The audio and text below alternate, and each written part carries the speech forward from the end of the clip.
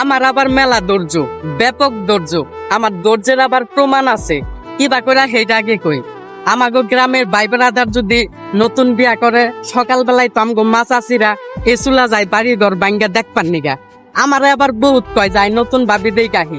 আমি আবার যাই না, কারণ কি এরে যামু, ওটা কি আমার বউ, ওটা হইল মানুষের বউ।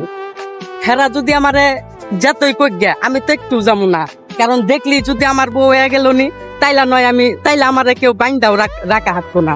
কারণ দেখলি যদি আমার বউ হইতো, কেউ কি আমার বাইন্দা রাখা হাঁটতো? জীবনেও না।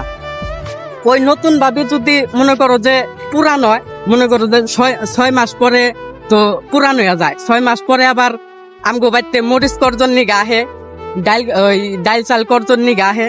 তখন আবার মনে করো যে আমি যদি খালি টের পাই যে হেই নতুন ভাবি আইছে, যেই নতুন ভাবিরে দেখবার নিগা আমাগো মাছ আসিরা বাড়িঘর ভাঙ্গা চুরা গেছে, হেই নতুন ভাবি আমগো বাড়িতে আইছে, তাইলে আমি আবার একটা জিনিস, আমি আবার নিজেরে মনে করো যে এই চ্যালেঞ্জ দেই।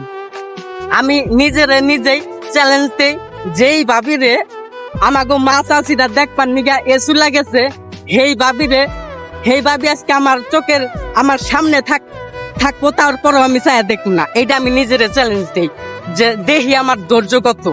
আজকে দেখবো আমার ধৈর্য কিরকম আছে। যেই ভাবিরে আমাগো মাছ আসিরা দেখবার নিগা ভাঙ্গা চুরা গেছে, আর সেই ভাবি আমার 6 মাস পরে আমার চোখের সামনে, আমি এই ভাবির দিকে পশ্চিম কালেও তাকাবো না। এইভাবে আমি নিজে চ্যালেঞ্জ দিই, কারণ আমি আমার ধৈর্যের প্রশংসা করি।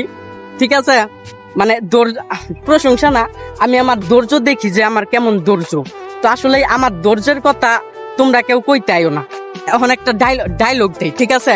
রেডি, 1 2 3।